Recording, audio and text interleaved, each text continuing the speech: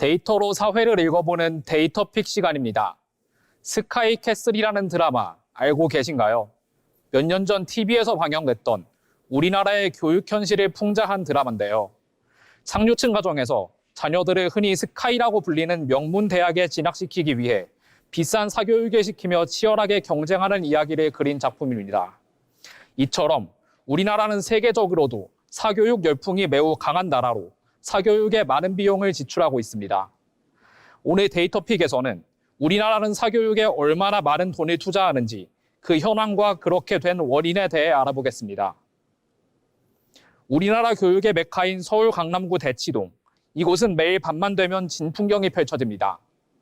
학원이 끝나는 시간인 밤 10시쯤이 되면 학원을 마치고 하원하는 자녀들을 태우기 위해 학부모들의 차량이 거리에 빼곡하게 늘어서는데요. 늦은 시간까지 불이 켜진 수많은 학원에서부터 학생들이 교복을 입고 피곤한 발걸음을 옮기는 모습도 흔하게 볼 수 있습니다. 이러한 풍경에서 보듯 우리나라는 오래전부터 사교육이 하나의 교육 문화로 자리 잡았습니다. 그렇다면 우리나라 초, 중, 고 학생들은 사교육에 얼마나 많이 투자하고 있을까요?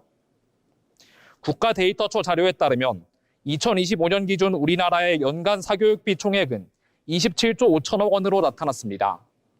사교육 참여율의 경우 75.7%로 약 4명 중 3명의 학생이 사교육을 받고 있는 것을 알 수 있습니다. 이는 2024년의 80%에 비해서는 소폭 감소한 수치이지만 여전히 사교육 의존도가 높다는 것을 보여주고 있습니다.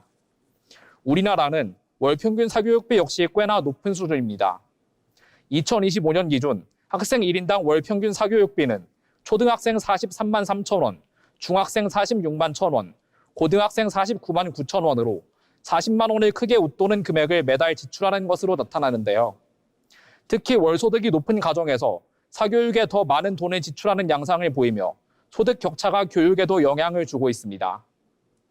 소득 격차를 얘기할 때 같이 짚고 넘어가야 할 것이 한 가지 있죠. 바로 지역 격차입니다. 실제로 우리나라는 지역별로 사교육비의 격차가 꽤나 크다고 하는데요. 우리나라의 지역별 사교육비 지출 현황은 어떻게 될까요? 국가데이터처 발표에 따르면 2025년 기준 전국 월평균 사교육비는 45만 8천 원이라고 합니다. 하지만 그중 서울과 경기가 각각 66만 3천 원, 49만 9천 원으로 수도권 지역은 평균을 크게 웃도는 사교육비를 지출하고 있는데요. 도시 규모별로 따지면 중소도시는 44만 8천 원, 광역시는 43만 6천 원, 읍면지역은 32만 5천 원으로 서울에 비해 매우 낮은 비용을 지출하고 있습니다. 이와 같이 평균 소득 수준이 높고 학군지가 몰려있는 서울과 그 주변 지역일수록 사교육에도 많은 비용을 쓰고 있는 겁니다. 그럼 우리나라는 왜 이렇게 사교육에 많은 투자를 하게 된 걸까요? 우리나라가 사교육에 많은 돈을 쓰게 된 원인은 복합적입니다. 가장 큰 이유로는 치열한 입시 경쟁과 높은 교육열을 들 수 있는데요. 대학 입시가 진로에 큰 영향을 미친다는 인식이 오래전부터 자리 잡으면서 학부모들이 자녀의 교육만큼은 아낌없이 투자하자는 인식이 생겨났기 때문입니다.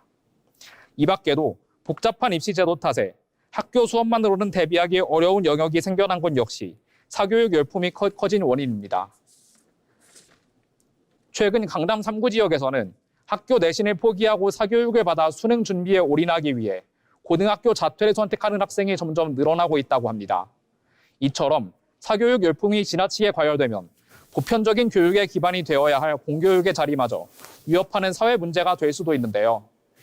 하지만 사교육은 교육 격차를 해소하는 데 도움을 주는 등의 긍정적인 측면도 있는 만큼 공교육과 사교육의 관계를 균형 있게 만들어 나가는 것이 앞으로의 과제로 보입니다. 지금까지 데이터픽이었습니다.